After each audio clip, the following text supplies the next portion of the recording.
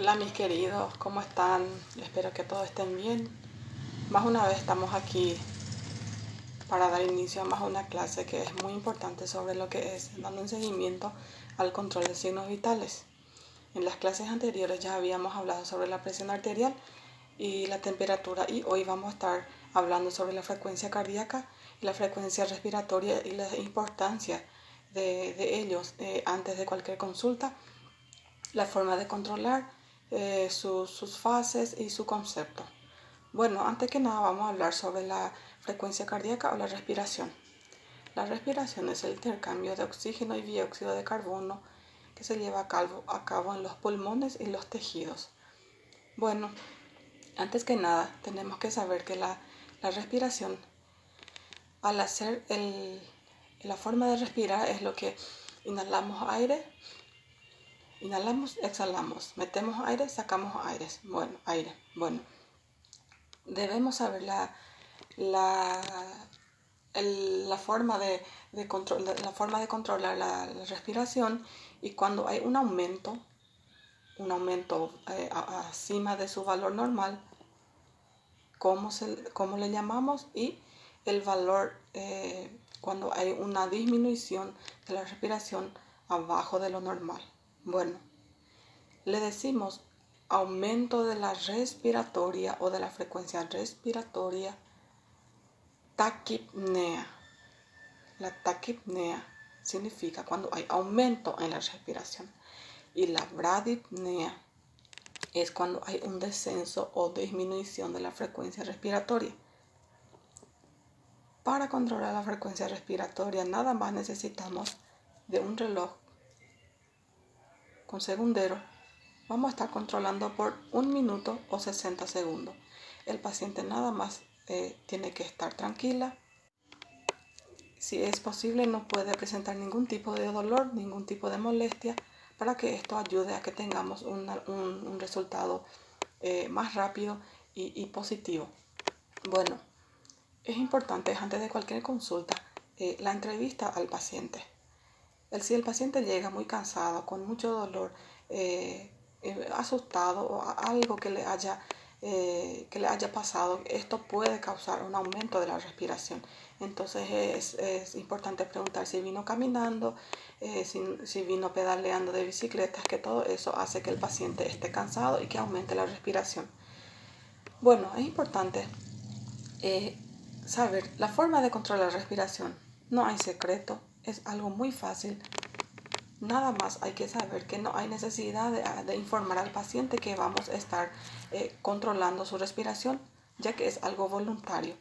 Si le decimos al paciente, señor, te voy a controlar tu respiración, esto automáticamente vuelve a ser involuntario, donde el paciente trata de controlar su respiración, y ahí ya da ciertos cambios también. Entonces, si no hay necesidad de explicarle al paciente, una vez estando haciendo otras cosas, podemos hasta hablarle con tal de entretenerle, y así vamos a controlarle su presión, su respiración. Perdón.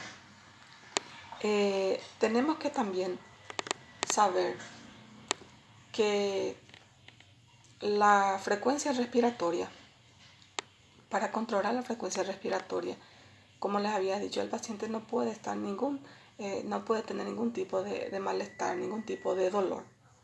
Nada más hacer este procedimiento, si el paciente está acostado, sentado, normalmente al paciente que está sentado se hace este procedimiento y fijamos el movimiento. Vamos a estar ahí por 1 minuto o 60 segundos. También, si no hacemos este movimiento, es la importancia de mirar el abdomen. Fácil, mirar el abdomen, el movimiento. No hay secreto. Por 1 minuto, nada más. Si llega un paciente con mucho dolor abdominal, pélvico, no hay necesidad de controlarle su respiración, ya que cuando hay un dolor intenso, el paciente viene de esta posición. Normalmente yo, si siento un dolor abdominal, me quedo con esta posición, donde es imposible controlar la respiración. Bueno, esto ha sido la respiración y lo más importante, conocer el valor normal en un adulto, donde equivale a de 14 a 20 por minuto. Vamos ahora a lo que es la frecuencia cardíaca. La frecuencia cardíaca o el pulso. Vamos a dar su concepto. La frecuencia cardíaca es la contracción y expansión de una arteria al pasar una cantidad de sangre impulsada por la actividad cardíaca. Es importante saber que toda esa sangre que circula por todo el cuerpo, que está en constante movimiento, en ningún momento la sangre deja de fluir en todo el cuerpo. En cuanto la sangre esté funcionando por todo el cuerpo, a actividad cardíaca. Cuando una persona está asustada, cuando una persona está con miedo, toda la sangre comienza a correr. Toda la sangre empieza a funcionar de forma rápida, donde también la frecuencia cardíaca, todo acelera, todo empieza a trabajar de forma anormal, de forma más alterada, y esto causa también que le llamamos la taquicardia. Sabemos que la taquicardia es el aumento del valor normal También que cuando hay una disminución de la frecuencia cardíaca, le decimos taquipnea. Es muy importante conocer taquicardia. Taquicardia es cuando hay un aumento, y bradicardia cuando hay una disminución bajo de lo normal. Debemos conocer el aumento y la disminución. Cuando hay aumento y disminución se le decimos taquicardia y bradicardia. Bueno, para tomar el pulso nada más necesitamos el paciente calmo, que esté tranquila, que no presente ningún tipo de dolor, que el paciente no esté de forma desesperada, porque esto también dificulta un poco. Por eso siempre hay que tranquilizar al paciente antes de cualquier consulta. En la hora de la entrevista uno tiene que pasar la calma al paciente y así poder obtener buenos resultados ante estos controles de signos vitales. Bueno, para controlar frecuencia cardíaca, nada más utilizar los 3 dedos y colocar sobre el pulso radial. Nada más. No se usa el dedo pulgar porque este tiene su propio pulso. Una vez colocando sobre el pulso radial, esto va a modificar nuestra frecuencia cardíaca y no está bien.